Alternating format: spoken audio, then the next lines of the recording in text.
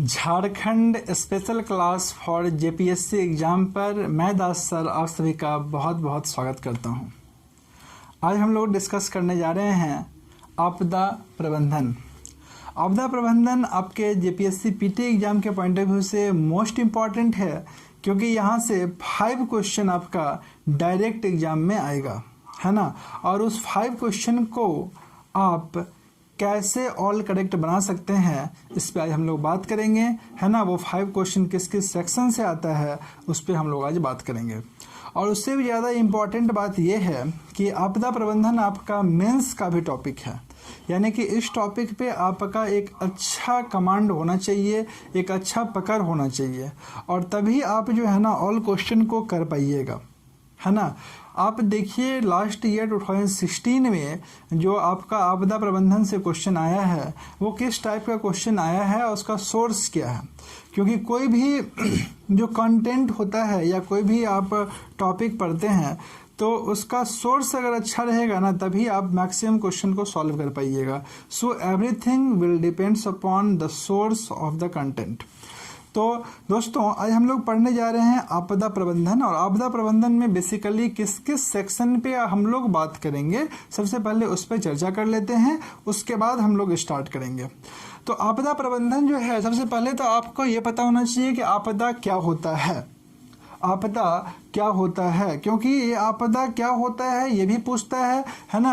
और most important thing कि आपदा का परिभाषा पूछता है, किस धारा में आपदा का परिभाषा दिया गया है। पूछेगा आपका कि राष्ट्रीय आपदा प्रबंधन अधिनियम 2005 के किस धारा में आपदा को परिभाषित किया गया है, किस धारा के तहत। तो बहुत ज़्यादा इम्पॉर्टेंट है ना, ये पूछता है। तो सबसे पहले तो आपको पता होना चाहिए कि आपदा क्या होता है ना, इसका परिभाषा क्या है, इसको वर्गीकरण इसका क्या है, कैसे वर्गीकरण किया गया है, विभिन्न परिस्थिति के अनुसार, इसकी संवेदनशीलता के अनुसार आपदा को अलग अलग लेवल में डिवाइड किया गया है, ठीक है। तो वो लेवल कौन कौन सा होता है। उसके बाद पूछता है आपदा प्रबंधन की रणनीतियाँ, ठीक है। आपदा प्रबंधन की रणनीतियाँ क्या है उस पर हम लोग बात करेंगे। उसके बाद नेक्स्ट है आपका राष्ट्रीय आपदा प्रबंधन अधिनियम। दोस्तों राष्ट्रीय आपदा प्रबंधन अधिनियम 2005 में आया था। ये राष्ट्रीय आपदा प्रबंधन अधिनियम 2005 से भी क्वेश्चन आता है। उसके बाद राष्ट्रीय आपदा प्रबंधन प्राधिकरण, ठीक है, राष्ट्रीय आपदा प्रबंधन प्राधिकरण से क्वेश्चन आता है। इसका क्या कार्य प्रणाली है ना, ये आपदा प्रबंधन में क्या भूमिका निभाता है, उस पर हम लोग बात करेंगे। उसके बाद देखेंगे आपदा प्रबंधन पर राष्ट्रीय नीति 2009 क्या था, ठीक है। राष्ट्रीय नीति 2009 क्या था, इस चीज को समझेंगे, है ना। इसमें आपदा प्रबंधन के बारे में क्या बताया गया, क्या सुझाव दिया गया, उस पर हम लोग चर्चा करेंगे। उसके बाद आपदा प्रबंधन योजना, ठीक है, आपदा प्रबंधन योजना 2016 में आया था, तो इस पर हम लोग चर्चा करेंगे कि भाई आपदा प्रबंधन योजना क्या है, ठीक है, क्योंकि इस सब से आपका डायरेक्ट एग्जाम में क्वेश्चन आएगा। उसके बाद हम लोग बात करेंगे सेंडाई फ्रेमवर्क का। सेंडाई फ्रेमवर्क क्या है, इससे भी आपका एग्जाम में क्वेश्चन आ सकता है। उसके बाद हम लोग चर्चा करेंगे कि आपदा प्रबंधन के लिए एजेंसियां कौन कौन है, कौन कौन एजेंसियां जो है आपदा प्रबंधन के लिए जिम्मेदार होता है। आपदाओं के लिए कौन सा मंत्रालय है, किस तरह के आपदा के लिए किस तरह का कौन मंत्रालय जो है जिम्मेदार होता है, किसका रिस्पॉन्सिबिलिटी होता है, उस पर बात करेंगे। उसके बाद आपदा प्रबंधन के लिए महत्वपूर्ण सुझाव, है ना, इस पे हम लोग बात करेंगे। तो दोस्तों ये जो था आपका टॉपिक, ये जो फर्स्ट पार्ट है, इससे आपका 1 से 2 क्वेश्चन आने का इससे आपका चांस है, ठीक है। 1 से 2 क्वेश्चन हमेशा यहाँ से पूछता है, ठीक है। 1 से 2 क्वेश्चन आप जो है ना यहाँ से भी मान के चलिए कि आपका एग्जाम में आ सकता है। अब बहुत ज़्यादा इंपॉर्टेंट फैक्ट है, हर एक चीज़ को अच्छे तरीके से समझना पड़ेगा। अगर आप सोच रहे हैं कि 5-10 मिनट में ईच एंड एवरी फैक्ट को समझ लिए या 5-10 मिनट में आपदा प्रबंधन खत्म, तो आपदा प्रबंधन उस तरह से उड़ा के पढ़िएगा, खत्म कीजिएगा, तो फिर उसी तरीके से क्वेश्चन नहीं बनेगा। आपका अंडरस्टैंडिंग अच्छा होने के साथ साथ जो इसमें फैक्ट है उस सब को भी दिमाग में रखना पड़ेगा क्योंकि ये जो आपदा प्रबंधन है ना, इसमें कॉन्सेप्चुअल टर्म बहुत सारा है, कॉन्सेप्ट है ना। कॉन्सेप्ट को समझना पड़ेगा, हर एक चीज़ को रट के काम आप नहीं चला सकते हैं। और अगर अच्छे से नहीं पढ़िएगा ना तो फिर क्या होगा कि जो है सो आपका एग्जाम में क्वेश्चन आएगा नहीं, 2-3 क्वेश्चन बना पाइएगा और उसके बाद छूट जाएगा, या फिर वो भी नहीं बना पाए, क्योंकि कई बार डिफरेंट टर्म पर बेस्ड अलग अलग तरह का क्वेश्चन आता है ना। लास्ट ईयर भी अच्छा क्वेश्चन पूछा था, आप देख सकते हैं। तो अगर आप सोच रहे हैं कि मतलब 5, 10, 20 मिनट का वीडियो वगैरह यूट्यूब पे देख लिए, काम चला लिए, है ना, कुछ नोट्स बना लिए, काम चल जाएगा, तो उसमें मत रहिए। एकदम अच्छे तरीके से आज तक क्लास को पहले अटेंड कीजिए, है ना, उसके बाद जो है सो आप प्रॉपर बुक वगैरह है तो उससे भी स्टडी कीजिए, बहुत ज़रूरी है। इसका मतलब हम सिस्टमेटिक वे में 5 क्वेश्चन अगर आप सही करना चाहते हैं, इनफैक्ट 5 में 4 का भी टारगेट रखते हैं, थोड़ा सा अच्छा से आपको पढ़ना पड़ेगा। उसके बाद हम लोग दोस्तों देखेंगे झारखंड में विभिन्न आपदाएं, ठीक है, झारखंड में विभिन्न आपदाएं, यानी कि झारखंड में किस किस तरह का आपदा आता है उस पर बात करेंगे। आप जानते हैं सूखा, बाढ़, भूकंप, चक्रवात, हाथी का आक्रमण, खनन दुर्घटना, जंगलों में आग, लाइटनिंग, है ना, तो ये सब जो है जो भी आपदा झारखंड में आता है उस पर हम लोग बात कर लेंगे, है ना। उस आपदा का क्या कारण है उस पर भी बात करेंगे, क्या प्रतिशत है, मतलब किस टाइप का आपदा जो है, मतलब उसका जो संवेदनशीलता है, मतलब लेवल बोलिए, है ना, उस पर बात करेंगे। उसके बाद आपको पढ़ना पड़ेगा झारखंड में आपदा प्रबंधन। झारखंड में आपदा प्रबंधन में आपदा प्रबंधन की अवस्थाएं क्या है, झारखंड आपदा प्रबंधन अधिनियम 2005 का भूमिका क्या है ना। उसके बाद झारखंड राज्य की आपदा प्रबंधन योजना को पढ़ना पड़ेगा। उसके बाद झारखंड राज्य आपदा प्रबंधन प्राधिकरण के कार्य को पढ़ना पड़ेगा। तो ये कंप्लीट ईच एंड एवरीथिंग हम आपको इस कंटेंट में, इस क्लास में हम लोग डिस्कस करेंगे, है ना, आपदा प्रबंधन में, जिससे आपका 5 क्वेश्चन क्लियर होगा। तो आप लोग जान रहे हैं कि ये कितना बड़ा टॉपिक है, आप समझ गए होंगे, है ना। तो ऑब्वियसली कि ये 5-10 मिनट, आधा घंटा वाला टॉपिक है नहीं, आपको अच्छे से समझना पड़ेगा ईच एंड एवरी टर्म, क्योंकि कोई भी कॉन्सेप्ट को जब तक आप अच्छे से समझिएगा नहीं ना, तब तक आपका ईच एंड एवरी क्वेश्चन बनेगा नहीं। तो चलिए स्टार्ट करते हैं, बहुत ही बारीकी से सब कुछ को समझते हुए, है ना, आपदा प्रबंधन। और जो भी स्टूडेंट्स यूट्यूब पे हैं उन लोगों से रिक्वेस्ट रहेगा कि वो लोग वीडियो को शेयर कर दें और लाइक ज़रूर कर दें, है ना। यूट्यूब पे जो भी देख रहे हैं, है ना, इस क्लास को, तो काइंडली अपने दोस्तों के बीच शेयर कीजिए, ताकि मैक्सिमम स्टूडेंट्स हमारे यूट्यूब चैनल से भी जुड़ सके और मैक्सिमम स्टूडेंट को क्लास का बेनिफिट हो, क्योंकि कई क्लासेस लगातार हम लोग यूट्यूब पर भी अपलोड कर रहे हैं, है ना। इसलिए आप लोग शेयर कीजिए वीडियो को, लाइक कीजिए, है ना, और कमेंट्स करके हमें ज़रूर बताइएगा लास्ट में कि कैसा कंटेंट लगा, क्या समझ में आया, कौन सा कुछ कन्फ्यूजन है, तो उसके बारे में भी बताइएगा, ठीक है। तो चलिए स्टार्ट करते हैं आपदा प्रबंधन।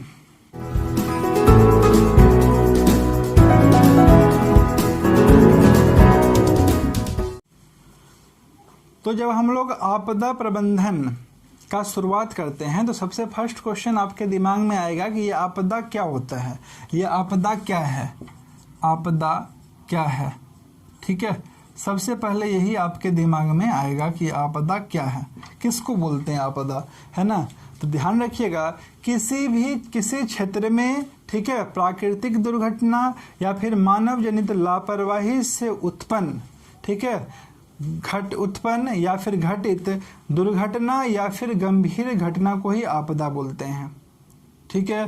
क्या बोले आपको कि किसी भी क्षेत्र विशेष में घटित प्राकृतिक या फिर मानव जनित लापरवाही से उत्पन्न घटना या फिर गंभीर दुर्घटना को क्या बोलते हैं, आपदा बोलते हैं। और इसमें गंभीर बड़े स्तर पर जान माल की हानि होती है तथा इससे उबर पाना किसी भी समुदाय के लिए मतलब अपने स्तर पे आसान नहीं होता है, ठीक है। इसी को हम लोग क्या बोलते हैं, आपदा बोलते हैं। तो आप इसका बेसिक फैक्ट डेफिनेशन समझ ही गए होंगे। जैसे अभी जो है सब कोरोना वायरस आप देख ही रहे हैं, ठीक है, ये भी क्या है, एक तरह का आपदा। अब समझते हैं ये आपदा का वर्गीकरण कैसे किया गया है। तो दोस्तों ये जो आपदा है ना, इसको प्राथमिक तौर पे 2 भागों में वर्गीकृत किया गया। आपदा को प्राथमिक तौर पे, है ना, इसका वर्गीकरण 2 पार्ट में किया गया। एक तो प्राकृतिक आपदा, ठीक है, और दूसरा इसका वर्गीकरण किया गया है प्राकृतिक आपदा, दूसरा मानव जनित आपदा, ठीक है, मानव जनित आपदा। एकदम अच्छे से कंसंट्रेशन के साथ ईच एंड एवरीथिंग को समझते जाइए, है ना। जब आप ईच एंड एवरी फैक्ट को अच्छे तरीके से समझ जाइएगा ना, तो फिर क्या होगा कि वो आपको याद भी रहेगा और आसानी से आप एग्जाम में क्वेश्चन को सॉल्व भी कर पाइएगा, क्योंकि एग्जाम में क्वेश्चन बहुत ही ट्रिकी वे में रिप्रेजेंट किया हुआ रहेगा। इनफैक्ट आपको कन्फ्यूजन क्रिएट होगा अगर आपका अंडरस्टैंडिंग अच्छा नहीं रहेगा तो। और रटा हुआ जो फैक्ट रहता है ना, वो सेम टू सेम आया तो बनेगा, नहीं आया तो गड़बड़ाएगा। तो इट विल बी बेटर कि आप एकदम अच्छे से कॉन्सेप्ट को समझिए, है ना। और इसी क्रम में हम लोग आगे बढ़ते हैं। हम लोग बात कर रहे थे कि आपदा को वर्गीकृत दो पार्ट में किया जाता है, जनरली प्राथमिक तौर पे बोल सकते हैं। एक तो आपका प्राकृतिक आपदा, दूसरा मानव जनित आपदा, ठीक है। और ये जो प्राकृतिक आपदा है ना, इसको भी वर्गीकृत किया गया है। तो डिजास्टर मैनेजमेंट इंफॉर्मेशन सिस्टम, ध्यान रखिएगा, DMIS होता है आपका disaster management information system,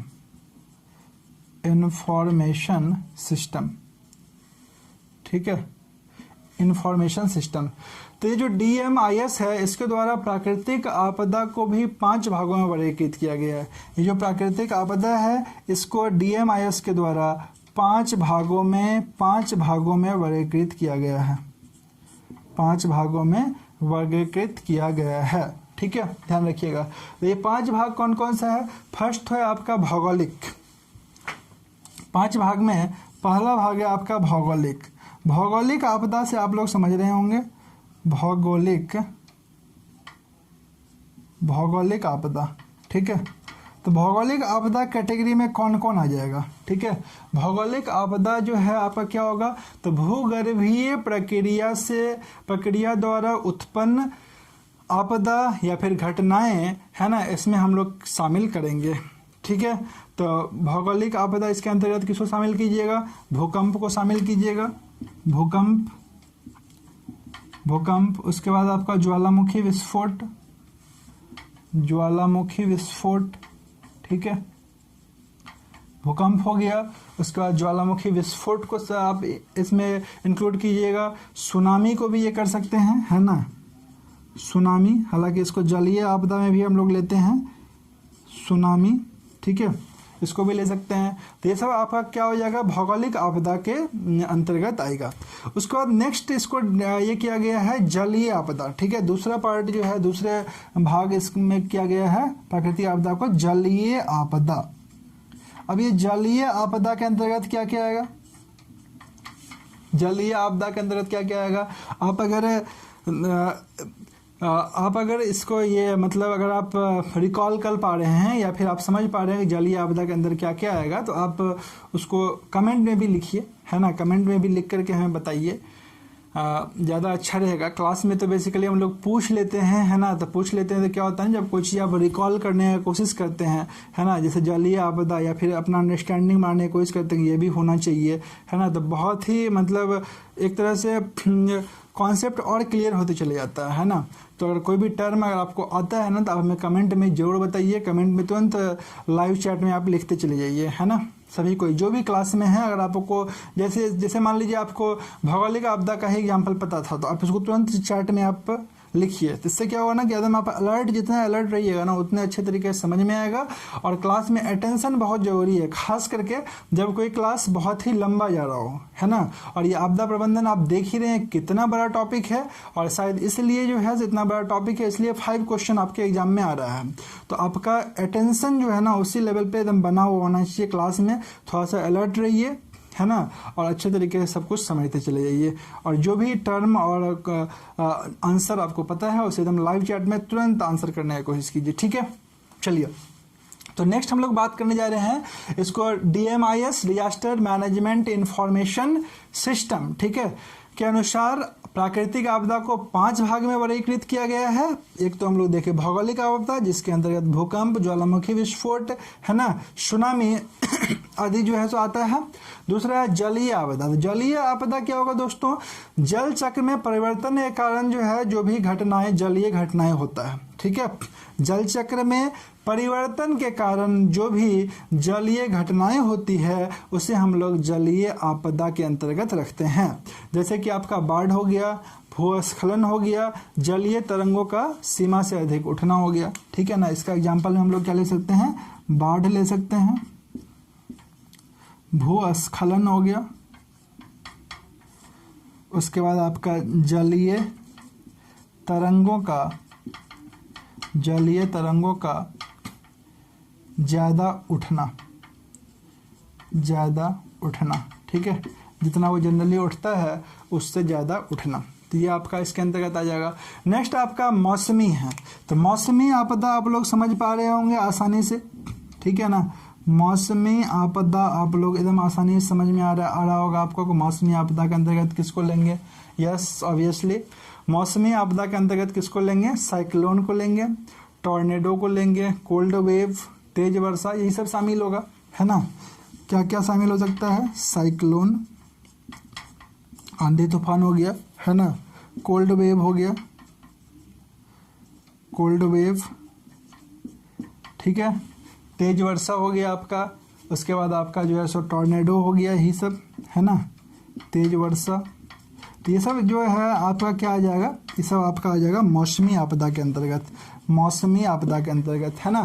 fourth आ जाइए जलवायवीय आपदा, जलवायवी आपदा, तो ये क्या होगा, जलवायु आपदा के अंतर्गत किसको लेंगे, इसके अंतर्गत देखिए जलवायु से संबंधित, है ना, जलवायु से संबंधित जब भी आप हम लोग बात करते हैं जलवायु आपदा का, तो इसमें देखिए सबसे पहला चीज़ तो आपका जो है सो मान लीजिए आपके एरिया में पानी ही नहीं पड़ा, ठीक है, तो पानी ही नहीं पड़ा तो क्या हो जाएगा, बड़ा स्तर पे जो है सो सूखा पड़ जाएगा। सूखा पड़ जाएगा मतलब क्या, उस ईयर जो है, जिस ईयर सूखा पड़ेगा उस ईयर जो है सो वहाँ पर खेती अच्छे से नहीं होगा, खेती अच्छे से नहीं होगा, फसल नहीं होगा, तो अकाल पड़ जाएगा, मतलब क्या हो गया, एक तरह का आपदा हो गया, ठीक है। तो इसके अंतर्गत हम लोग सूखा को लेंगे, जंगल का आग लेंगे, बहुत तेज सर्दी या गर्मी को ले सकते हैं, ग्लेशियर का पिघलना ले सकते हैं, ये सब क्या हो जाएगा, आपका जलवायु आपदा हो जाएगा, ठीक है। यानी कि जलवायु आपदा के अंतर्गत क्या क्या लेंगे बताइए, सूखा को ले सकते हैं, ठीक है। उसके बाद किस चीज़ को लेंगे, सूखा के बाद जंगल का आग हो गया, जंगल का आग, उसके बाद क्या लेंगे, ग्लेशियर का पिघलना, ग्लेशियर का पिघलना। देखिए सब यही सब चीज़ पूछेगा कि इसके अंतर्गत क्या क्या आ सकता है, बहुत तेज गर्मी या सर्दी, बहुत तेज गर्मी या सर्दी। अब सपोज कीजिए आपको आपदा ही पता नहीं है, तो झारखंड की आपदा आप क्या पढ़िएगा, सबसे पहले तो आपदा समझ लीजिए, देश के स्तर पे आपदा का क्या प्रबंधन है उस चीज़ को समझिए, फिर जब आप राज्य के स्तर पे आपदा प्रबंधन को समझिएगा ना, तो बहुत ही आसानी से समझ में आएगा, ईच एंड एवरीथिंग याद रहेगा, है ना। तो पढ़ना चाहिए एकदम लिंक से, ये नहीं कि किताब उठाए लिखा हुआ झारखंड की आपदाएं, झारखंड की आपदाएं दिया हुआ है, आप पढ़ लिए चल गए एग्जाम देने के लिए, पता चला क्वेश्चन ही नहीं आया जो पूछा, क्यों नहीं आया भाई, तो ये कॉन्सेप्ट आप आधा अधूरा पढ़े, आप देश पे, है ना, भारत में आपदा प्रबंधन के लिए क्या किया जा रहा है आप जान ही नहीं रहे हैं, आप समझे ही नहीं, डायरेक्ट आप जो है तो झारखंड का कोई भी किताब उठाए, वहाँ उसमें दिया हुआ झारखंड में आपदा प्रबंधन पढ़ लिए, उसको 2 पेज में दिया हुआ है पढ़ लिए, और आप उम्मीद कर रहे हैं कि 5 क्वेश्चन हमसे बन जाए, ये तो गलत है ना, कहाँ से आएगा, बनेगा। नेक्स्ट आप देखिए, नेक्स्ट है आपका जैविक, नेक्स्ट आपका जैविक आपदा, तो जैविक आपदा के अंतर्गत क्या आएगा आप लोग बताइए, जैविक आपदा के अंतर्गत क्या आएगा बताइए, है ना, मोस्ट इंपॉर्टेंट है, जैविक आपदा के अंतर्गत क्या लीजिएगा, तो जैविक आपदा के अंतर्गत सबसे पहले तो कोरोना वायरस आ जाएगा, है ना। तो जैविक आपदा क्या होगा, इसके अंतर्गत आप बैक्टीरिया को ले सकते हैं, वायरस ले सकते हैं, पैरासाइट ले सकते हैं, फंगल ले सकते हैं, है ना, आदि से फैलने वाला बीमारी को आप ले सकते हैं, ठीक है।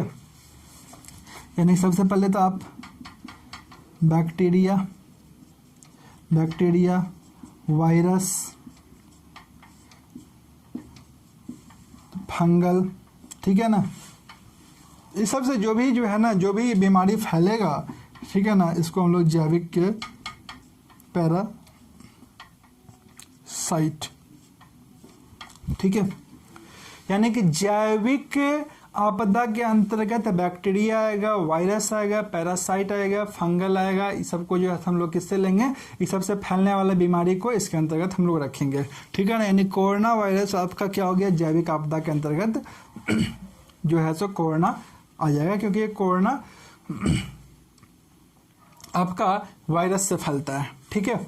अब हम लोग क्या समझे, हम लोग प्राकृतिक आपदा का विभिन्न वर्गीकरण पढ़े, ठीक है ना, जो कि DMIS disaster management information system के द्वारा इसको 5 भागों में वर्गीकृत किया गया है। कौन कौन सा भाग, तो फर्स्ट भौगोलिक था, दूसरा जलीय था, तीसरा मौसमी था, चौथा जलवायुवीय था और 5वां क्या था, जैविक था। तो आई थिंक सो एकदम अच्छे समझ में आ गया होगा, कहीं पर कोई दिक्कत नहीं है। आप हमें एक बार फटाफट जो है कमेंट करके बता दीजिए कि आप लोगों को एकदम अच्छे से समझ में आया कि नहीं आया, कहीं पर कोई प्रॉब्लम नहीं है, ठीक है। अब हम लोग समझते हैं मानव जनित आपदा, है ना। ये मानव जनित आपदा जो है ये क्या होता है, तो जब मानव जनित आपदा के बारे में हम लोग बात करेंगे, ठीक है, तो मानव जनित आपदा आप लोग समझ ही रहे हैं मानव जनित आपदा क्या होता है, ठीक है। तो मानव जनित आपदा जो है ना, यह आपका इसके अंतर्गत क्या क्या आएगा, औद्योगिक दुर्घटना, परिवहन दुर्घटना, इमारतों का गिरना, आग लगना, उसके बाद आपका ऑयल स्पिल होना, है ना, उसके बाद आपका माइंस फ्लडिंग होना, या फिर आपका खनन दुर्घटना हो गया, रासायनिक दुर्घटना हो गया, परमाणु बम का गिरना हो गया। ये सब क्या आ जाएगा, किसके अंतर्गत आएगा, मानव जनित आपदा के अंतर्गत आएगा। एकदम अच्छे समझ में आ गया। यानी कि मानव जनित आपदा मतलब हम लोग जिस आपदा को बुलावा देते हैं, है ना, हम लोग के कारण जिस आपदा जो है सो जो आपदा घटित होता है, क्लियर। जैसे आप जो है सो माइनिंग करने गए और मान लीजिए जैसे पानी भर गया, जितना आदमी था सब मर गया, समझ पा रहे हैं। 1980 के दशक में झरिया में जो है सो आपका कोयला खान में आग लग गया, अभी भी आग लगा हुआ है, ठीक है। कई बार जो है सो आपका बहुत सारा उद्योग में, फैक्ट्री में कई बार जो है रासायनिक दुर्घटना हुआ है, जिसमें कई 100 लोग जो है सो मारे गए, है ना। तो ये सब किस चीज़ के अंतर्गत आएगा, तो रासायनिक मानव जनित आपदा के अंतर्गत आएगा। तो आपका जो नेशनल डिजास्टर मैनेजमेंट प्लान है, ठीक है ना, नेशनल डिजास्टर मैनेजमेंट प्लान, ठीक है, के अनुसार मानव जनित आपदा का जो प्रमुख कारण है ना, वो है तेजी से बढ़ती जनसंख्या, तीव्र शहरीकरण और औद्योगिकरण, ठीक है। ये क्या है, बहुत मतलब इम्पॉर्टेंट आप रीजन बोल सकते हैं। किसके अनुसार, तो याद रखिएगा national disaster management plan, NDMP, ठीक है। पूछता भी है कभी कभी फुल फॉर्म भी पूछ लेता है। फुल फॉर्म NDMP क्या हो गया, नेशनल डिजास्टर मैनेजमेंट प्लान, ठीक है। इसकी क्या बताएं कि इसके अनुसार मानव जनित आपदा का जो प्रमुख कारण है, ध्यान रखिएगा, मानव जनित आपदा का प्रमुख कारण क्या है, तो तेजी से बढ़ती हुई जनसंख्या। जो जनसंख्या आपका इतना तेजी से बढ़ रहा है, ठीक है, उसके कारण आपका तीव्र शहरीकरण भी हो रहा है, औद्योगिकरण भी हो रहा है, ठीक है ना, जो आपका प्रमुख कारण है मानव जनित आपदा का। क्लियर। अब समझिए, जैसे प्राकृतिक आपदा में ही है, अब जैसे प्राकृतिक आपदा में है आपका भूकंप, ज्वालामुखी। तो भूकंप और ज्वालामुखी एक्चुअल में विषय ज्योग्राफी का, हमको ये नहीं पढ़ना है कि भूकंप कैसे आता है, ज्वालामुखी कैसे आता है ना, ये सब हम लोग पढ़ेंगे ज्योग्राफी में, ज्योग्राफी का पार्ट है। यहाँ पर आपको बेसिकली पढ़ना है कि जो भूकंप आता है उसका जो आपदा है उसका प्रबंधन कैसे होगा, मैनेजमेंट कैसे होगा, है ना, उससे हम लोग अपना बचाव कैसे कर सकते हैं, ठीक है ना, इस पर हम लोग को बात करना है। क्लियर। हम लोगों को अब भूकंप के बारे में नहीं पढ़ना है, इसलिए भूकंप के बारे में नहीं बताएं, या फिर ज्वालामुखी के बारे में नहीं बताएं। एकदम समझ में आ रहा है, कोई दिक्कत नहीं है, ठीक है। अब समझिए आपदा का जो संवेदनशीलता है, मतलब उसका जो मतलब तीव्रता बोलिए, ठीक है ना, उसके अनुसार आपदा को उसके परिस्थिति के अनुसार, ठीक है, 3 लेवल में डिवाइड किया गया है, ठीक है। आपदा का जो लेवल है, ठीक है, आपदा को परिस्थिति के अनुसार परिस्थिति के अनुसार तीन लेवल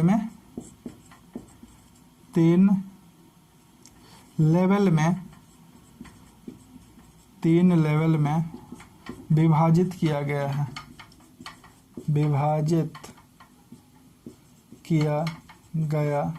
है। ठीक है, और वो तीन लेवल कौन कौन सा है तो याद रखिएगा, लेवल L1, तीन लेवल कौन सा है तो लेवल L1,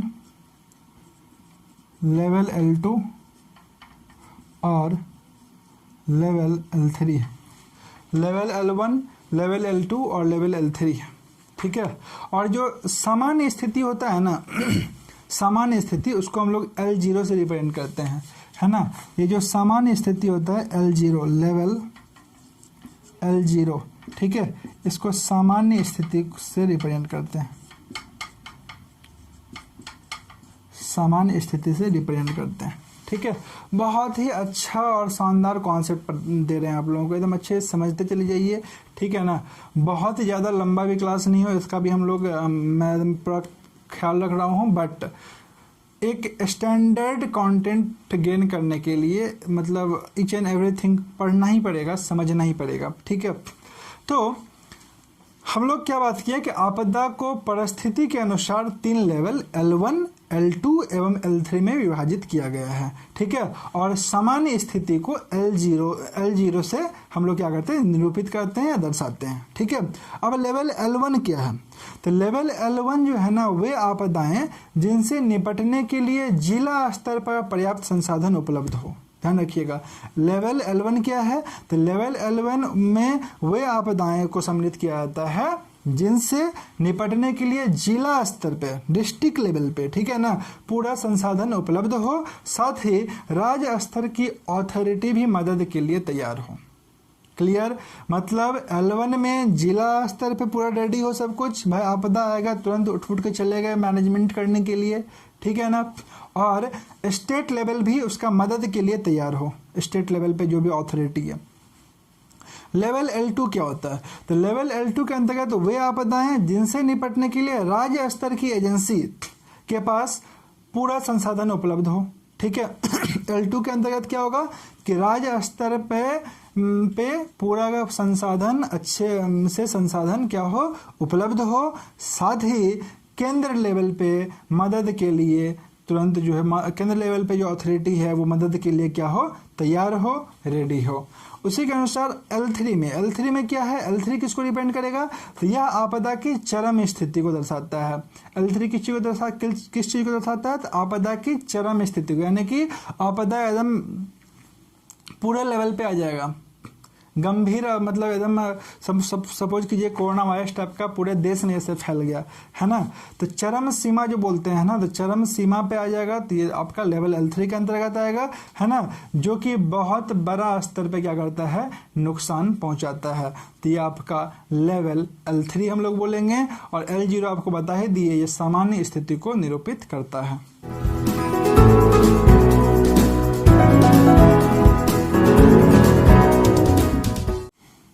अब समझते हैं हम लोग कि विभिन्न प्रकार के आपदा के लिए कौन कौन सा मंत्रालय होता है।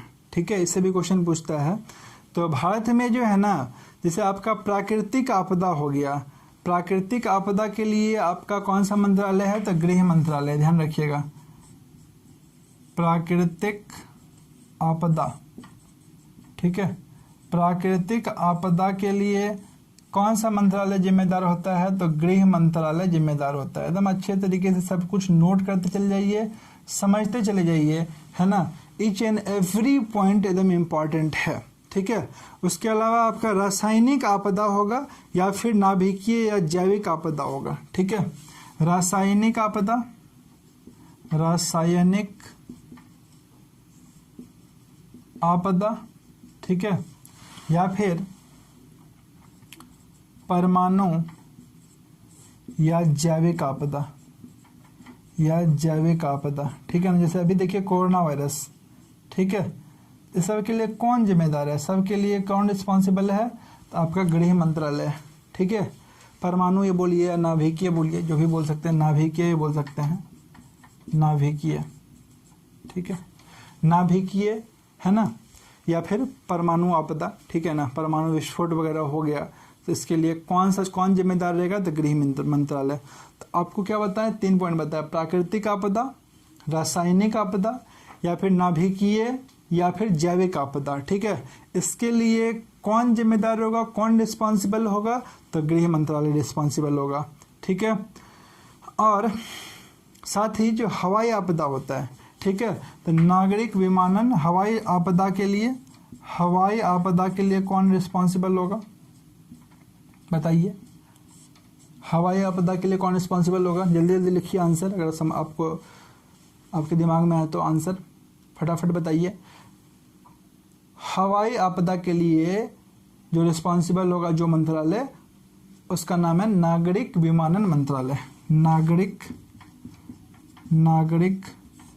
विमानन मंत्रालय, ठीक है। हवाई आपदा के लिए, ठीक है ना, कौन सा मंत्रालय, तो नागरिक विमानन मंत्रालय। और ये, ठीक है, रेल दुर्घटना के लिए, ये तो ऑब्वियस है, सभी को पता होगा, ठीक है ना, रेल दुर्घटना के लिए कौन सा मंत्रालय,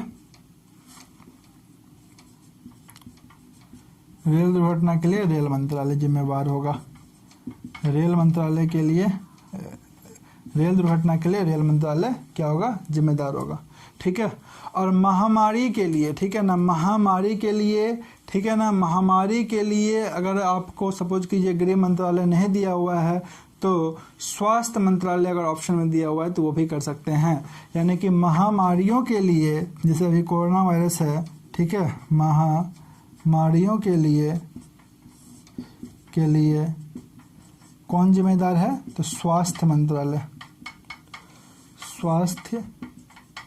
मंत्रालय आपका जिम्मेदार है, ठीक है। महामारियों के लिए कौन जिम्मेदार है, तो स्वास्थ्य मंत्रालय जिम्मेदार है, इसको आप ध्यान में रखिएगा। अब हम लोग समझते हैं कि आपका आपदा प्रबंधन के लिए कौन कौन सा एजेंसियां कार्य करती है, ठीक है, कौन कौन सा एजेंसियां कार्य करती है, ठीक है। फॉर एग्जांपल जो है आपका राष्ट्रीय स्तर पे कौन काम करता है, राज्य स्तर पे कौन काम करता है, जिला स्तर पे कौन काम करता है, विकास खंड के स्तर पे कौन काम करता है, गांव के स्तर पे कौन काम करता है, हम लोग इसको समझते हैं। यानी कि इसका जो नोडल एजेंसी है, जो प्रमुख है, वो कौन है, ठीक है। तो याद रखिएगा आपदा प्रबंधन के लिए एजेंसियां, ठीक है।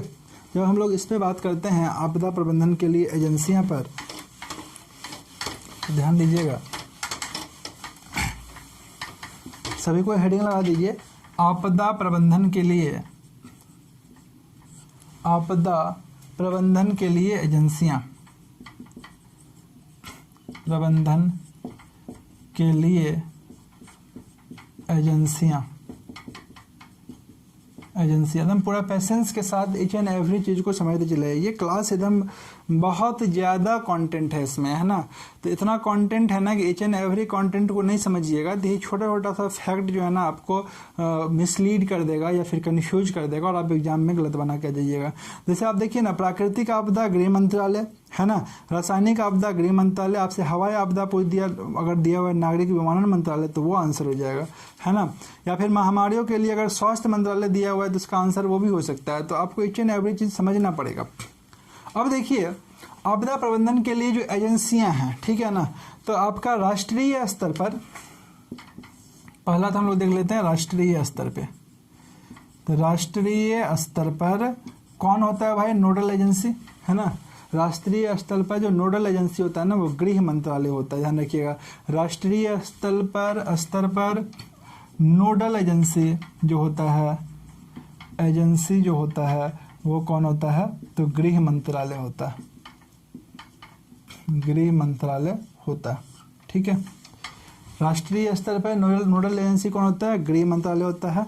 राज्य स्तर पे कौन होता है, तो राज्य स्तर पे कौन होता है बताइए। राज्य स्तर पर कौन होता है, ठीक है। बहुत सारे स्टूडेंट का आंसर आ रहा है, ठीक है, बहुत बढ़िया। तो राज्य स्तर पे कौन होता है बताइएगा। राज्य स्तर पे यस, आपदा प्रबंधन विभाग। राज्य स्तर पे कौन होगा, आपदा प्रबंधन विभाग, ठीक है, राज्य स्तर पे आपदा प्रबंधन विभाग, ठीक है। नेक्स्ट है जिला स्तर पे, तीसरा जिला स्तर पे कौन होता है भाई, आपदा प्रबंधन का एजेंसी जिला स्तर पे कौन क्या होता है, जिला स्तर पे बताइए। जिला स्तर पे आपका होगा जिला मजिस्ट्रेट कार्यालय, जिला स्तर पे कौन होगा, जिला मजिस्ट्रेट कार्यालय, जिला मजिस्ट्रेट कार्यालय, जिला मजिस्ट्रेट कार्यालय। नेक्स्ट है विकास खंड स्तर पे बताइए, विकास खंड स्तर पे, विकास खंड स्तर पे बताइए, विकास खंड स्तर पे क्या होगा, कौन होगा, यस, विकास खंड स्तर पे होगा पंचायत समिति कार्यालय, पंचायत समिति कार्यालय, पंचायत समिति कार्यालय, ठीक है। और नेक्स्ट बताइएगा, नेक्स्ट बताइएगा गांव स्तर पे, गांव स्तर पे जो है आपका कौन होगा, कौन एजेंसी काम करता है गांव स्तर पे, गांव स्तर पे, तो गांव के स्तर पे होगा ग्रामीण आपदा प्रबंधन समिति, ध्यान रखिएगा, ग्रामीण आपदा प्रबंधन समिति, ग्रामीण आपदा प्रबंधन समिति, ध्यान रखिएगा, ग्रामीण आपदा प्रबंधन समिति गांव स्तर पे काम होगा। तो आपको बेसिकली अभी क्या बताएं हम, आपको बेसिकली बताएं, एक बार फिर से समझ लीजिए, एकदम सुन लीजिए, है ना। आपको बताएं कि आपदा प्रबंधन के लिए जो एजेंसियां हैं, ठीक है, वो राष्ट्रीय स्तर पे, राष्ट्रीय स्तर पर नोडल एजेंसी के रूप में कौन काम करता है, गृह मंत्रालय काम करता है। राज्य स्तर पे कौन काम करता है, तो आपदा प्रबंधन विभाग काम करता है, ठीक है, आपदा प्रबंधन विभाग। उसके बाद आपको जिला स्तर पे जिला मजिस्ट्रेट कार्यालय काम करता है। विकास खंड के स्तर पे कौन काम करता है, तो पंचायत समिति कार्यालय। और गांव के स्तर पे कौन काम करता है, तो ग्रामीण आपदा प्रबंधन समिति काम करता है, ठीक है। तो ये था आपका आपदा प्रबंधन के लिए एजेंसियां, और साथ में आपदाओं के लिए जो आपका मंत्रालय है वो। अब हम लोग समझ लेते हैं कि आपदा प्रबंधन के लिए रणनीतियां क्या है, ठीक है।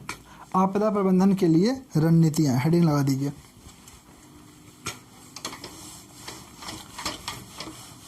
हेडिंग लगा दीजिए, आपदा प्रबंधन के लिए रणनीतियां, ठीक है।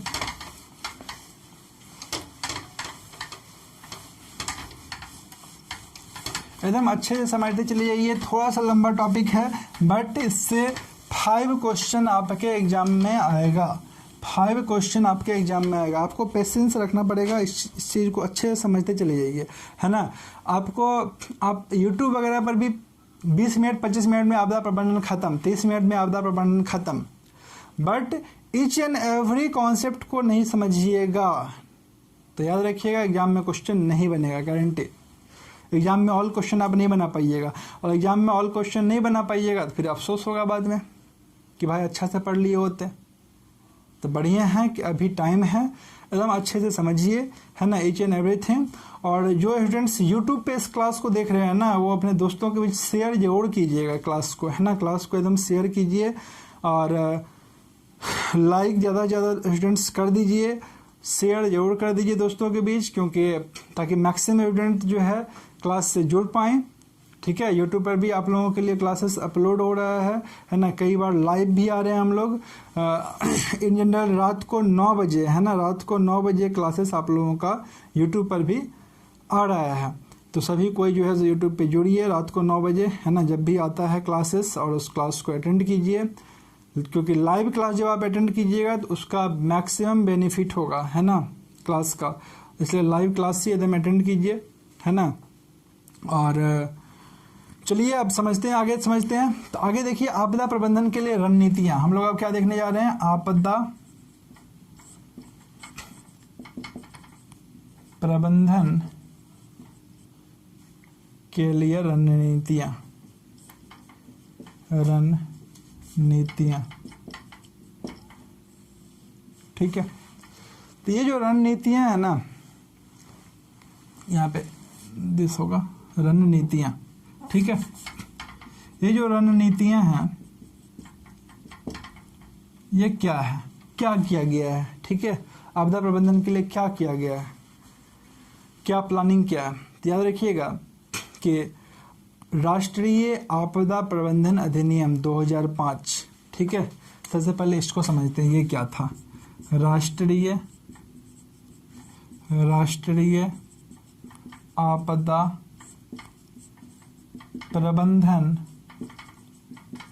अधिनियम 2005, सबसे पहले इसको समझिए, ठीक है, कि राष्ट्रीय आपदा प्रबंधन अधिनियम क्या था।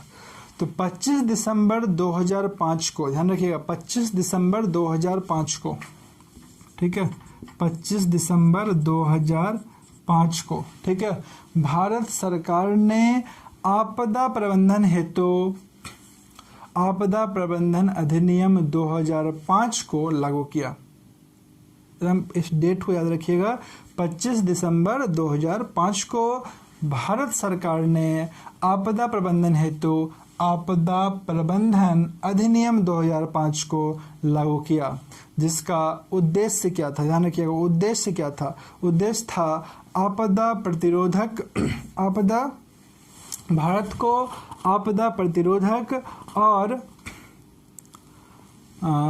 और जनजीवन तथा संपत्ति को नुकसान से बचाना, ठीक है।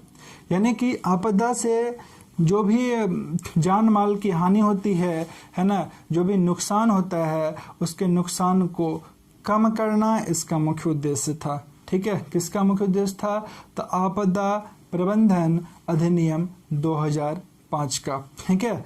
और ये जो है ना, ये जो आपदा प्रबंधन है ये कानूनी आधार प्रदान करता है ना। यह आपदा प्रबंधन के लिए, यह ध्यान रखिएगा, आपदा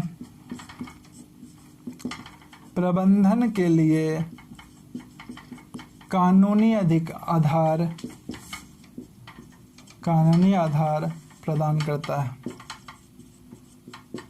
अधिनियम है आपका, एक्ट है ना, तो ऑब्वियसली ये पॉइंट जो है सो कई बार पूछता है, ठीक है।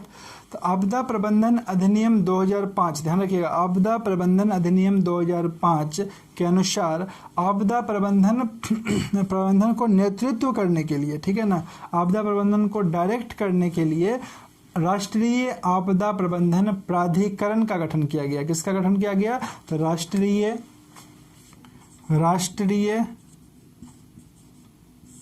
आपदा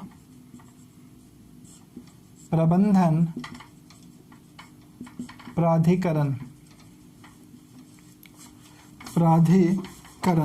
ठीक है, राष्ट्रीय आपदा प्रबंधन प्राधिकरण का गठन किया गया, ठीक है। और यह प्राधिकरण जो है ना भारत में आपदा को क्या करता है दोस्तों, नियंत्रित करने के लिए, है ना, मुख्य एवं शीर्ष इकाई है, ठीक है। आपसे पूछ सकता है ये क्वेश्चन, एकदम ध्यान से एकदम समझ लीजिए। क्या बताएं आपको कि राष्ट्रीय आपदा प्रबंधन, ठीक है, राष्ट्रीय आपदा प्रबंधन को नियंत्रित करने के लिए मुख्य एवं शीर्ष निकाय कौन है, ठीक है। ध्यान रखिएगा यह राष्ट्रीय आपदा प्रबंधन प्राधिकरण है, ठीक है, आपदा को नियंत्रित करने वाला मुख्य एवं शीर्ष इकाई है। और इसका अध्यक्ष कौन होता है, अगर आपसे पूछेगा कि राष्ट्रीय आपदा प्रबंधन प्राधिकरण का अध्यक्ष कौन होता है, इसका अध्यक्ष कौन होता है, तो आप क्या बताइएगा, फटाफट बताइए कमेंट में। राष्ट्रीय आपदा प्रबंधन प्राधिकरण का अध्यक्ष कौन होता है, याद रखिएगा भारत का प्रधानमंत्री होता है। भारत का क्या होता है, प्रधानमंत्री है ना। और ये क्या है, मुख्य एवं आपदा के लिए मुख्य एवं शीर्ष इकाई है,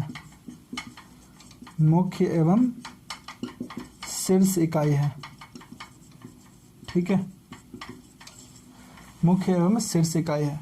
एकदम अच्छे से समझते चले जाइए, कहीं पर भी कोई प्रॉब्लम है तो बताइए, नो प्रॉब्लम, बहुत बढ़िया, वेरी गुड। तो आप जो बताए राष्ट्रीय आपदा प्रबंधन अधिनियम 2005 के अंतर्गत, ठीक है, इसका क्या किया गया, निर्माण किया गया। क्या क्या फैक्ट बताएं कि राष्ट्रीय आपदा प्रबंधन अधिनियम 2005 के अंतर्गत इसका निर्माण किया गया, इसका गठन किया गया। ठीक है, और ये क्या है, आपदा को नियंत्रित करने के लिए भारत में मुख्य एवं शीर्ष इकाई है। इसका जो हेड होता है, अध्यक्ष होता है, वो कौन होता है, प्रधानमंत्री होता है। बिल्कुल समझ में आ गया। अब समझते हैं राष्ट्रीय आपदा प्रबंधन पर राष्ट्रीय नीति 2009, है ना। आपदा प्रबंधन पर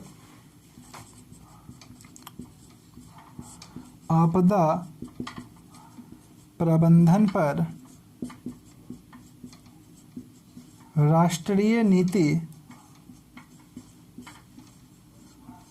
2009। ठीक है, तो जो आपदा प्रबंधन पर राष्ट्रीय नीति 2009 है, ठीक है ना, ये क्या है समझते हैं। तो आपदा प्रबंधन पर राष्ट्रीय नीति का निर्माण राष्ट्रीय आपदा प्रबंधन अधिनियम 2005 के अंतर्गत ही किया गया है। ध्यान रखिएगा, मोस्ट इंपॉर्टेंट लाइन बताएं आपको। क्या होता है कि आपदा प्रबंधन पर राष्ट्रीय नीति का निर्माण राष्ट्रीय आपदा प्रबंधन अधिनियम 2005 के अंतर्गत ही किया गया है। क्वेश्चन पूछ सकता है कि 2009 का निर्माण किसके अंतर्गत किया गया है। ठीक है, और राष्ट्रीय नीति जो है सभी प्रकार के आपदा को संभालने के लिए, है ना, एक रोड मैप तैयार करेगा। क्या बोला गया इसमें कि जो राष्ट्रीय नीति है 2009, ये क्या करेगा, जो भी आपदा भारत में आता है उसके लिए एक क्या करेगा, रोड मैप तैयार करेगा। और इसका जो मुख्य उद्देश्य होगा वो होगा गांव के स्तर पर या फिर पंचायती राज संस्थानों के लिए, आपका स्थानीय निकाय हो गया, नागरिकों के लिए तथा समाज के भागीदारों के माध्यम से आपदा का प्रबंधन करना। ठीक है, यानी आपदा का प्रबंधन गांव के स्तर पे से लेकर के एकदम उच्च स्तर तक जो है ना, सभी के सहयोग से, ठीक है ना, आपदा का क्या करेगा, प्रबंधन करना ही इसका मुख्य उद्देश्य था। अब हम लोग समझते हैं राष्ट्रीय आपदा प्रबंधन, आप समझ गए, है ना, 2000 राष्ट्रीय आपदा प्रबंधन अधिनियम 2005 के अंतर्गत ही इसका भी निर्माण किया गया है ना। और ये क्या करेगा, सभी प्रकार के आपदा का रोड मैप तैयार करेगा। क्लियर, और इसका उद्देश्य भी आप लोग समझ गए।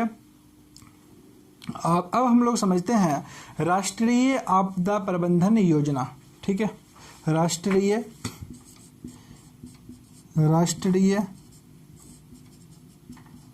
आपदा प्रबंधन योजना।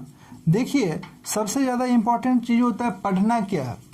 अब इसी में जो है ना, राष्ट्रीय आपदा प्रबंधन पर राष्ट्रीय नीति 2009 जो है, इसमें आप 10-12 पॉइंट हो सकता है। तो 10-12 पॉइंट आपका पीटी के पॉइंट ऑफ व्यू से बिल्कुल इंपॉर्टेंट नहीं है, क्योंकि पीटी में आपका वो 10-12 पॉइंट नहीं पूछेगा, आपको तो आंसर राइटिंग करना नहीं है। तो आपको जो है ना, मेनली क्या पूछ सकता है कि भाई इसका गठन किसके अंतर्गत किया गया, है ना, इसका उद्देश्य क्या है, ठीक है, इसका कार्य क्या है, यही सब आपसे इन जनरल पूछ सकता है। और उसी चीज़ को हमको फोकस करके आगे बढ़ना है। बहुत ज़्यादा उल्टा आलतू फालतू चीज़ जो है सो आप नोट्स में डालिएगा तो आपको और कंफ्यूज करेगा और कुछ नहीं। पीटी में भी एक चैप्टर है आपका राष्ट्रीय आपदा प्रबंधन, पीटी का भी है, डिजास्टर मैनेजमेंट, और मेंस का भी सेक्शन है।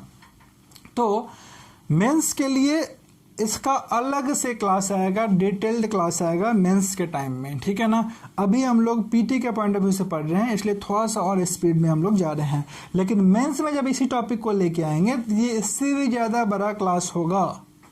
बात समझ में आ रहा है। और हम लोग ईच एंड एवरीथिंग को और अच्छे तरीके से एलेबोरेट करेंगे और अच्छे तरीके से उस पर बात करेंगे। ठीक है ना, जैसे राष्ट्रीय आपदा प्रबंधन पे हम लोग 2-3 पॉइंट ही इंपॉर्टेंट देखें, जो हमारे पीटी के पॉइंट ऑफ व्यू से इंपॉर्टेंट था, वो देखे निकल गए। बट जब आप मेंस में आइएगा, मेंस का आंसर राइटिंग कीजिएगा, तो उसमें और कॉन्सेप्चुअल चीज़ सब है जो कि आपके मेंस के आंसर राइटिंग के पॉइंट ऑफ व्यू से इंपॉर्टेंट होगा, उस पर भी बात करना होगा। बात समझ में आ गया? ठीक है, कोई दिक्कत नहीं है। ठीक है, ओके।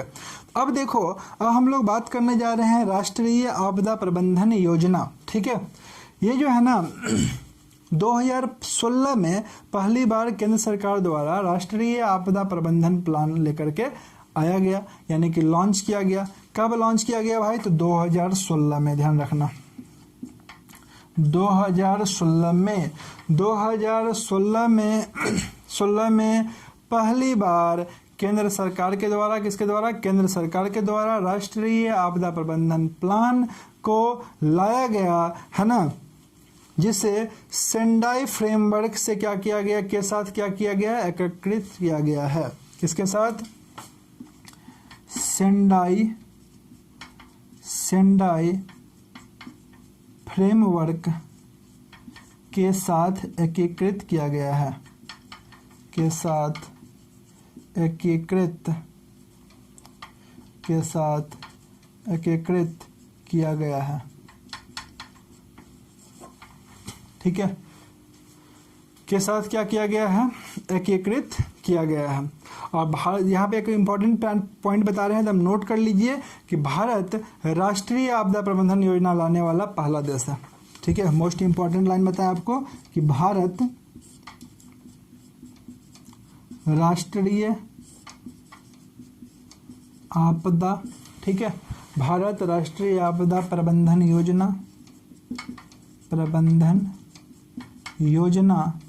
लाने वाला पहला देश है। ये आपका मोस्ट इम्पोर्टेंट पॉइंट है जो यहाँ से बनता है, इससे भी क्वेश्चन आ सकता है। तो हम लोग बेसिकली आपदा प्रबंधन की रणनीतियाँ के अंतर्गत क्या देखें? राष्ट्रीय आपदा प्रबंधन अधिनियम 2005 के बारे में जाने। उसके बाद हम लोग राष्ट्रीय आपदा प्रबंधन प्राधिकरण, जिसका गठन जो है राष्ट्रीय आपदा प्रबंधन अधिनियम 2005 के अंतर्गत ही किया गया, उस पर बात किए। उसके बाद हम लोग आपदा प्रबंधन पर राष्ट्रीय नीति 2009 को समझे, उसका कार्य, उसका उद्देश्य, है ना, उस पर बात किए। उसके बाद हम लोग बात किए राष्ट्रीय आपदा प्रबंधन योजना के बारे में, ठीक है, जिसको 2016 में पहली बार लाया गया। और उसके बाद आपको एक मोस्ट इम्पॉर्टेंट पॉइंट बताया कि भारत राष्ट्रीय आपदा प्रबंधन योजना लाने वाला पहला देश है। अब समझते हैं राष्ट्रीय आपदा प्रबंधन योजना का उद्देश्य। ठीक है, तो राष्ट्रीय आपदा प्रबंधन योजना का जो उद्देश्य है वो भारत को आपदा के लिए तैयार रहने और जीवन व संपत्ति के नुकसान को कम करना है। सबका उद्देश्य आप जान ही रहे हैं, सबका मिलता जुलता ही है। ठीक है, आपदा प्रबंधन का एकमात्र यही है कि अब है आपदा से सुरक्षित रहना, जान माल का हानि कम होना, संपत्ति का नुकसान कम होना, ठीक है ना, बड़े स्तर पे जो नुकसान होता है उसका कम करना ही इसका भी क्या है, उद्देश्य है। ठीक है, अब समझिए कि ये जो योजना है आपदा प्रबंधन योजना, ठीक है, इसके प्रबंधन के 4 बिंदु पे ये कार्य करती है ना। यह योजना आपदा प्रबंधन के 4 बिंदुओं पे काम करती है। फर्स्ट है आपका प्रिवेंशन। फर्स्ट बिंदु क्या है? प्रिवेंशन। इसको बोलते हैं रोकथाम। फर्स्ट आपका क्या है? प्रिवेंशन है, इसको बोलते हैं रोकथाम। दूसरा जो है आपका वो है मिटिगेशन। दूसरा क्या है? मिटिगेशन, इसको बोलते हैं समन। हिंदी में क्या बोलते हैं? समन बोलते हैं। तीसरा जो है आपका वो है रिस्पांस। ठीक है ना, इसको बोलते हैं आपको प्रतिक्रिया। और चौथा जो बिंदु है आप बोल सकते हैं, ठीक है ना, वो है रिकवरी यानी पुनर्स्थापन। रिकवरी, पुनर्स्थापन। ठीक है, यानी कि ये जो योजना है आपदा प्रबंधन के 4 बिंदु पे कार्य करती है। ध्यान रखिएगा कौन कौन सा? तो प्रिवेंशन रोकथाम, मिटिगेशन शमन, रिस्पांस यानी प्रतिक्रिया और रिकवरी यानी पुनर्स्थापन। यहाँ पर एक और पॉइंट बनता है कि सेंडाई फ्रेमवर्क के अंतर्गत इस योजना में 4 प्रमुख बिंदुओं को शामिल किया गया है। ठीक है ना, आपसे ये पूछ सकता है कि राष्ट्रीय आपदा प्रबंधन योजना में सेंडाई फ्रेमवर्क के अंतर्गत किस 4 बिंदुओं को शामिल किया गया है, किस 4 प्रमुख बिंदुओं को शामिल किया गया है। ध्यान रखिएगा, एकदम नोट डाउन कर लीजिए। फर्स्ट है आपका आपदा जोखिम को समझना कि भाई ये किस स्तर पे जोखिम होगा, सबसे पहले आप उसको समझ लीजिए। दूसरा पॉइंट है आपदा जोखिम में सुधार। तीसरा पॉइंट है आपका आपदा जोखिम में कमी लाना, है ना। जिस स्तर पे आप कमी ला सकते हैं उस स्तर पे आप उसको कमी लाने का प्लानिंग कीजिएगा। चौथा है प्रारंभिक चेतावनी एवं आपदा के बाद निर्माण। ठीक है, प्रारंभिक चेतावनी एवं आपदा के बाद निर्माण। अब आपके दिमाग में एक क्वेश्चन आ रहा होगा कि सेंडाई फ्रेमवर्क क्या है। ये सेंडाई फ्रेमवर्क क्या है, ये आपके दिमाग में आ रहा होगा, है ना। सेंडाई फ्रेमवर्क क्या है, ठीक है। सेंडाई फ्रेमवर्क जो है वो आपका 15 वर्षों की एक गैर बाध्यकारी समझौता है, ठीक है ना। और सेंडाई फ्रेमवर्क के बारे में अगर आपको बता दें तो वर्ष 2015 में जापान के सेंडाई शहर में, याद रखिएगा, वर्ष 2015 में जापान के सेंडाई शहर में, है ना, संयुक्त राष्ट्र संघ का तीसरा जोखिम न्यूनीकरण सम्मेलन हुआ था, ठीक है ना। क्या हुआ था, तो वर्ष 2015 में जापान के सेंडाई शहर में, ठीक है, संयुक्त, यहाँ पे आप लिख लीजिए, तीसरे संयुक्त राष्ट्र जोखिम न्यूनीकरण सम्मेलन हुआ था, ठीक है, जिसमें कुल 187 देश भाग लिए थे, ठीक है, जिसमें कुल 187 देश भाग लिए थे। इसी सम्मेलन का परिणाम है सेंडाई फ्रेमवर्क। और ये जो सेंडाई फ्रेमवर्क का जो सेंडाई नाम आया है ना, वो जापान के सेंडाई शहर में होने के कारण आया है, ठीक है। और इसका अवधि जो था वो था 2015 से 2030, 2015 से 2030, यानी ये जो समझौता है गैर बाध्यकारी समझौता, ये 15 वर्षों का समझौता है, ठीक है, 15 वर्षों का समझौता।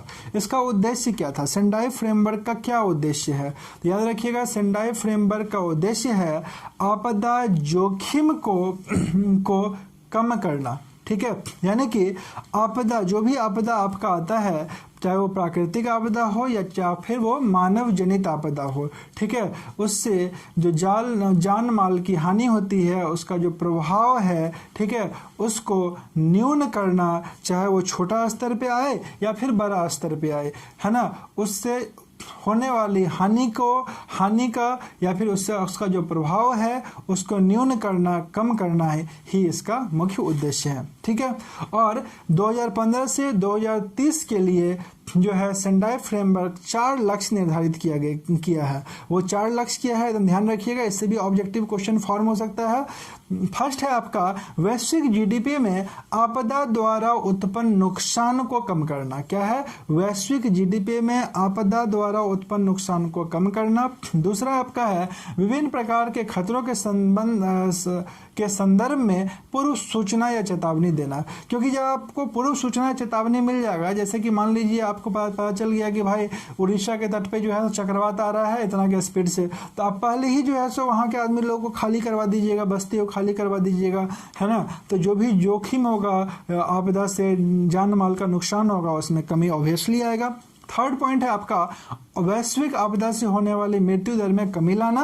और फोर्थ पॉइंट जो है, जो लक्ष्य इसका रखा गया है, वो लक्ष्य है आपका आपदा प्रबंधन के लिए आवश्यक बुनियादी संरचना में सुधार लाना, ठीक है। और अभी आप देख रहे हैं वैश्विक स्तर पे जो है 187 देश इसमें भाग लिए थे, तो उसमें आप देखिए कि पूरा विश्व परेशान है कोरोना वायरस से, ठीक है ना। तो यहाँ पर भी क्या क्या है, कोरोना वायरस की आपदा है, बहुत बड़ा वैश्विक आपदा है, ठीक है। तो अब हम लोग समझते हैं आपदा प्रबंधन के लिए महत्वपूर्ण सुझाव, ठीक है। तो आपदा प्रबंधन के लिए जब सुझाव का बात करेंगे तो ये 2 स्तर पे किया जा सकता है, ठीक है। आप हेडिंग लगा देना, आपदा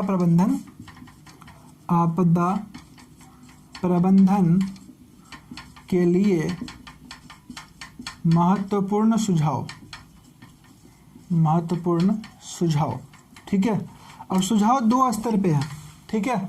आपदा प्रबंधन को दो स्तर पे किया जा सकता है। आपदा प्रबंधन जो है डिजास्टर मैनेजमेंट जो है ये आप दो स्टेज पे कर सकते हैं। फर्स्ट, आपदा आने से पूर्व का प्रबंधन और आपदा आने के बाद का प्रबंधन। तो आपदा आने से पहले आपका क्या तैयारी होना चाहिए, याद रखिएगा, आपदा आने से पूर्व के प्रबंधन में रणनीति एवं आपदा के प्रभाव को कम करने का उपाय शामिल होता है। ठीक है ना, कि आपदा जो आएगा तो आपका क्या रणनीति होगा, कैसे टैकल कीजिएगा आपदा को, है ना, उसके इफेक्ट को कैसे आप कम कीजिएगा, है ना, इस पे सबसे पहले बात किया जाता है, इस पे उपाय निकाला जाता है। दूसरा, आप जो भी नीतियां बनाइएगा, ठीक है ना, आप जो भी नीतियां बनाइएगा उसमें जो भी आपके पास उपलब्ध संसाधन है उसको ध्यान में रखिएगा, ध्यान में रख के बनाइएगा। जो भी भूमि का आप उपयोग कीजिएगा, है ना, जिस क्षेत्र में भी आप काम कीजिएगा उस सबको, जिस क्षेत्र में आपदा आ रहा है, ठीक है, उसको आपको ध्यान में रख करके नीतियों को बनाना पड़ेगा आपदा प्रबंधन से संबंधित। नेक्स्ट थिंग कि आपको जागरूकता फैलाना पड़ेगा, है ना, स्कूल कॉलेज के स्तर पे जो है आपदा प्रबंधन से संबंधित शिक्षा देना पड़ेगा, है ना। जो भी जन समुदाय है, सामुदायिक स्तर पे आपको आदमियों को जागरूक करना पड़ेगा। जैसे भी कोरोना वायरस के संदर्भ में क्या है कि भाई आपको जागरूक कर रहे हैं, जन भाई मास्क पहनिए, है ना, डिस्टेंस मेंटेन करके रहिए, ये सब क्या है, जागरूकता फैलाना। अवेयरनेस नहीं रहेगा तो फिर बहुत मुश्किल है आपको आपदा प्रबंधन करना। और नेक्स्ट है आपदा आने के बाद का प्रबंधन। जब आपदा आ जाएगा, जैसे कोरोना वायरस आ गया, कोरोना पूरे देश में फैल गया, तो अब क्या प्रबंधन करना है। तो आपदा आने के बाद की तैयारी में 3M संकल्पना को प्रस्तुत किया गया है, ठीक है ना। आपदा आने के बाद का जो प्रबंधन है उसमें 3N संकल्पना को प्रस्तुत किया गया है। ये 3M संकल्पना क्या होता है, ध्यान रखिएगा। 3M संकल्पना होता है मनी, मैन पावर और मटेरियल, ठीक है। मनी, मैन पावर और मटेरियल, मनी, मैन पावर और मटेरियल, ठीक है ना, ये तीनों का उपलब्धता को ही 3M संकल्पना बोलते हैं। इसके अलावा जो संचार है, सूचना है, वार्निंग है, इसका प्रयोग बहुत तेजी से करना पड़ेगा, है ना। और मीडिया के माध्यम से सभी जगह सूचना को फैलाना पड़ेगा, सभी को बताना पड़ेगा कि भाई जो है इस तरह का आपदा आया है ना, इससे कैसे हम लोग सुरक्षित रह सकते हैं, है ना, क्या कैसे जो है जान माल की क्षति को कम कर सकते हैं।